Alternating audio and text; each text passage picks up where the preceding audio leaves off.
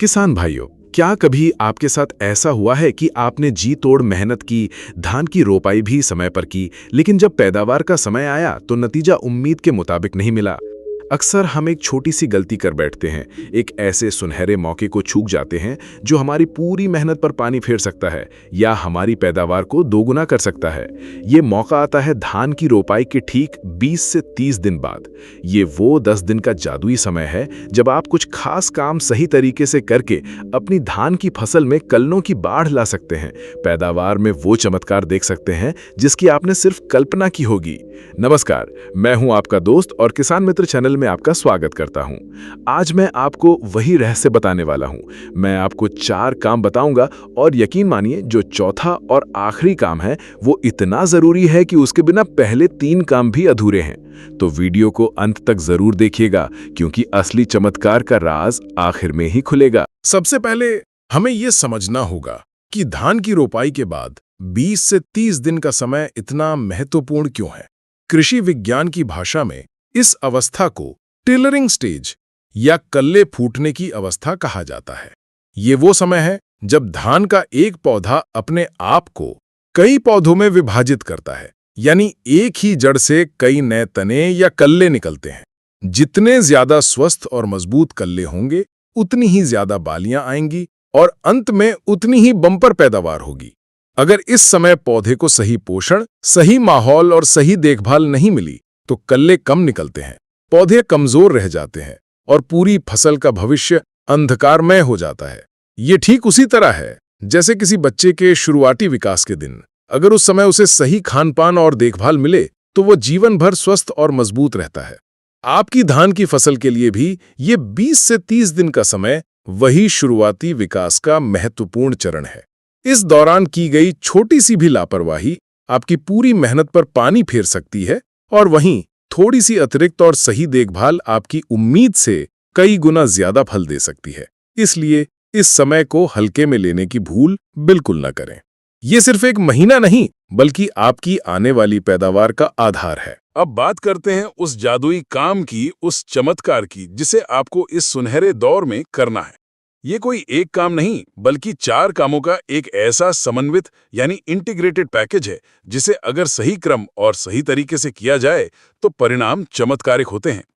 अक्सर किसान भाई इन कामों को अलग अलग और गलत समय पर करते हैं जिससे उनका पूरा फायदा नहीं मिल पाता, लेकिन किसान मित्र चैनल आपको बताएगा वो अचूक तरीका जिससे आपकी फसल में नहीं जाना जाएगी। इस चमत्कार का पहला और सबसे महत्वपूर्ण कदम है खरपतवार का संपूर्ण सफाया। जी हाँ, आपने सही सुना। इससे पहले कि आप अपनी फसल को कोई भी पौष्टिक खुराक दें, यह सुनिश्चित करना बेहद जरूरी है कि उस खुराक का असली हकदार कौन है, आपकी धान या खेत में उगे अनचाहे मेहमान यानी खरपतवार। धान की रुपाई के 20-25 दिन बाद का समय खरपतवारों के लिए भी तेजी से बढ़ने का होता है।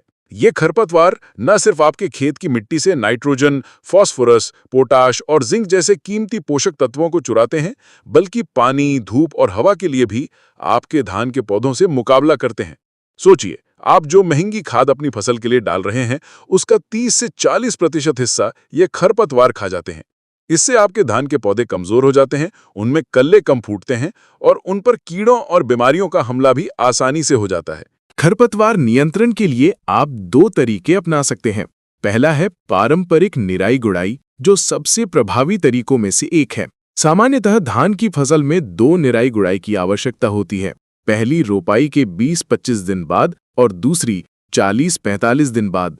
निराई गुड़ाई करने से न सिर्फ खरपतवार निकलते हैं बल्कि मिट्टी में हवा का संचार भी बेहतर होता है, जिससे जड़ों को ऑक्सीजन मिलती है और वे तेजी से विकसित होती हैं। अगर मजदूरों की समस्या है या खेत बड़ा है तो आप रासायनिक खरपतवार नाशकों का भी इस्तेमाल कर सकते हैं। इसके लिए आप बिस्पायरीबैग सोडियम 10% SC जैसे खरपतवार नाशक का प्रयोग कर सकते हैं, जो धान की फसल में उगने वाले संकरी और चौड़ी पत्ती वाले खरपतवारों पर बहुत अच्छा नियंत्रण करता है। ध्यान रहे कि किसी भी खरपतवार नाशक का प्रयोग करने से पहले खेत में हल्की नमी होनी चाहिए और दवा का छिड़काव करने से पहले किसी कृषि विशेषज्ञ से सलाह जरूर लें। याद रखिए, खरपतवार नियंत्रण सिर्फ एक खर्च नहीं बल्कि आपकी पैदावार बढ़ाने के लिए एक निवेश है। जब आपका खेत खरपतवार मुक्त हो जाएगा तभी आप चमत्कार के दूसरे चरण के लिए तैयार होंगे। चमत्कार का दूसरा और सबसे शक्तिशाली कदम है संतुलित पोषण का सटीक प्रबंधन। खरपतवार हटाने के बाद अब आपका खेत तैयार है उस पौष्टिक खुराक के लिए जो कल्लों की संख्या में विस्फोट ला देगी। रोपाई के 20-30 दिन के बाद धान के पौधों को सबसे ज्यादा जरूरत होती है नाइट्रोजन, जिंक और सल्फर की। इसी समय हमें यूरिया की पहली टॉप ड्रेसिंग करनी होती है। लेकिन यहाँ ज्यादातर किसान भाई एक बड़ी गलती करते हैं।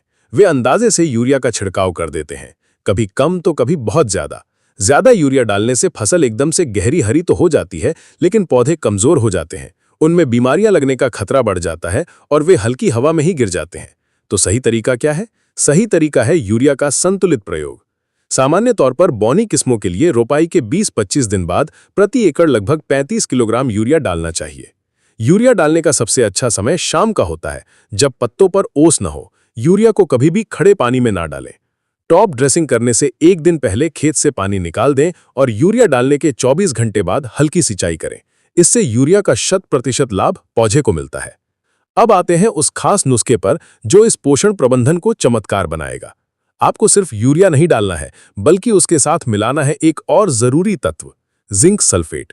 भारत की लगभग 50% धान उगाने वाली मिट्टी में जिंक की कमी पाई जाती है। जिंक की कमी से धान में खैरा नाम का रोग हो जाता है, जिससे पत्तियां पीली पड़कर भूरे लाल धब्बे वाली हो जाती हैं और पौधों का विकास रुक जाता है।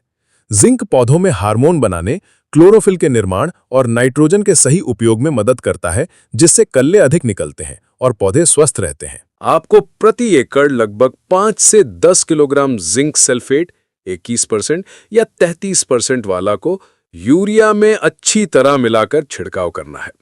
एक बात का विशेष ध्यान रखें कि अगर आपने रोपाई के समय डीएपी खाद का प्रयोग किया है तो यूरिया और जिंक को डीएपी के साथ मिलाकर न डालें, क्योंकि फास्फोरस जिंक की उपलब्धता को कम कर देता है।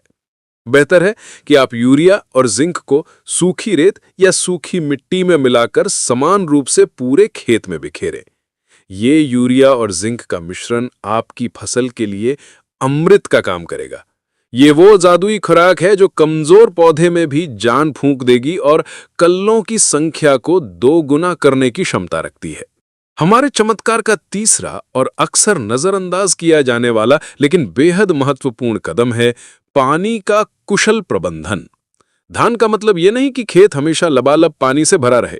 लगातार गहरा पानी भरा रहने से जड़ों को पर्याप्त ऑक्सीजन नहीं मिल पाती, जिससे उनका विकास रुक जाता है। जड़ों के पास कई तरह के जहरीले पदार्थ भी जमा हो जाते हैं जो पौधे को नुकसान पहुंचाते हैं। इससे कल्ले फूटने की प्रक्रिया धीमी पड़ जाती है। तो हमें करना क्या है?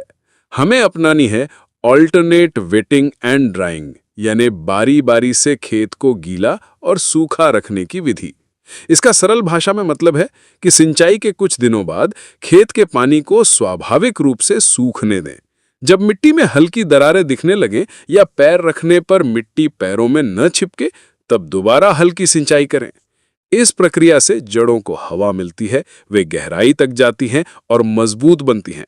मजबूत जड़ें मिट्टी से पोषक तत्वों को बेहतर तरीके से खींच पाती हैं, जिससे पौधा स्वस्थ होता है और उसमें फुटाव भी अच्छा होता है। खासकर यूरिया की टॉप ड्रेसिंग से 1-2 दिन पहले खेत से पानी निकालना और डालने के 1 दिन बाद फिर से हल्का पानी लगाना बहुत जरूरी है। इसी तरह निराई गुड़ाई के समय भी खेत में पानी नहीं होना चाहिए। इस बात का ध्यान रखें कि कल्ले निकलने की अवस्था यानी रोपाई के 20 से 50 दिन और बालियां बनते समय खेत में नमी की कमी बिल्कुल नहीं होनी चाहिए। पानी का ये कुशल प्रबंधन न केवल आपके पानी की बचत करेगा, बल्कि आपकी फसल को एक मजबूत नींव देगा, जिस पर बम्पर पैदावार की इमारत खड़ी होगी। ये छोटा सा बदलाव आपकी खेती के खर्च को कम करके मुनाफे को बढ़ाएगा, और यही तो सच्चा चमत्कार है। अब हम आते हैं अपने सबसे महत्वपूर्ण, सबसे जरूरी काम पर। जैसा मैंने वीडियो की शुरुआत में कहा था, ये वो चौथा कदम है जिसके बिना पहले 3 कामों की मेहनत भी अधूरी रह सकती है। यह है आपकी फसल का सुरक्षा कवच, सतर्क निगरानी और सुरक्षा।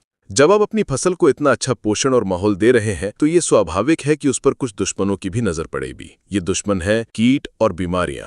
रोपाई के 20 से 30 दिन बाद की अवस्था में धान की फसल पर तना छेदक यानी स्टेम बोरर और पत्ती मोड़क यानी लीफ फोल्डर जैसे कीटों का हमला हो सकता है। तना छेदक की इल्ली या लार्वा तने के अंदर घुसकर उसे खा जाती है, जिससे बीज की मुख्य पत्ती सूख जाती है, जिसे डेड हार्ट कहते हैं। अगर इसका समय पर नियंत्रण न किया जाए तो ये पूरी फसल को बर्बाद कर सकता है। इसी तरह पत्ती मोड़ा कीट पत्तियों को लपेटकर उसके हरे पदार्थ को खुरच कर खा जाता है, जिससे पत्तियां सफेद पड़ जाती हैं और पौधे की भोजन बनाने की प्रक्रिया बाधित हो जाती है। आपको करना बस इतना है कि हर 2-3 दिन में अपने खेत का एक चक्कर लगाएं। पौधों को ध्यान से देखें, क्या कोई पत्ती सूखी हुई दिख रही है, क्या पत्तियां मुड़ी हुई हैं। अगर आपको 1 वर्ग मीटर क्षेत्र में तना छेदक की 1 से अधिक तितली या 5% से अधिक पौधों में डेड हार्ट के लक्षण दिखें तो तुरंत सचेत हो जाए। शुरुआती रोकथाम के लिए आप फेरोमोन ट्रैप लगा सकते हैं जो नर कीटों को आकर्षित करके पकड़ लेते हैं। यदि प्रकोप अधिक हो तो विशेषज्ञों की सलाह पर फिप्रोनिल 0.3% GR जैसे दानेदार कीटनाशक का 5 से 8 किलो प्रति एकड़ की दर से बुरकाव कर सकते हैं। ये सतर्क निगरानी एक कवच की तरह काम करती है। ये आपकी फसल को दुश्मनों से बचाती है और ये सुनिश्चित करती है कि आपने जो भी मेहनत और निवेश पोषण और पानी प्रबंधन में किया है वो व्यर्थ न जाए। याद रखें, बचाव हमेशा इलाज से बेहतर होता है। समय पर की गई एक छोटी सी कार्यवाही आपको बड़े नुकसान से बचा सकती है और आपकी चमत्कारिक फसल को उसकी मंजिल यानी बम्पर पैदावार तक सुरक्षित पहुंचा सकती है। तो किसान भाइयों, यही है वो संपूर्ण पैकेज, वो चमत्कार जो धान की रोपाई के 20 से 30 दिन बाद आपकी फसल की काया पलट कर सकता है। चलिए इसे एक बार फिर से संक्षेप में दोहराते हैं। पहला, खरपतवारों का जड़ से सफाया ताकि आपकी खाद सीधे फसल को लगे। दूसरा, यूरिया के साथ जिंक सल्फेट का संतुलित और सटीक प्रयोग ताकि कल्लों का भरपूर फुटाव हो।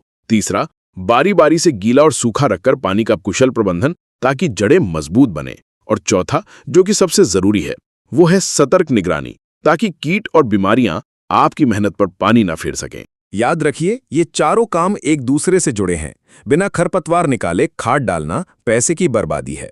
बिना सही पानी प्रबंधन के खाद का पूरा असर नहीं होगा और बिना कीट रोग नियंत्रण के स्वस्थ फसल भी बर्बाद हो सकती है। लेकिन इस बात को गांठ बांध लीजिए कि आखिरी कदम यानी सुरक्षा और निगरानी आपकी सारी मेहनत का फल आपको दिलाएगा, क्योंकि कमाई हुई दौलत को संभालना दौलत कमाने से भी ज्यादा जरूरी है।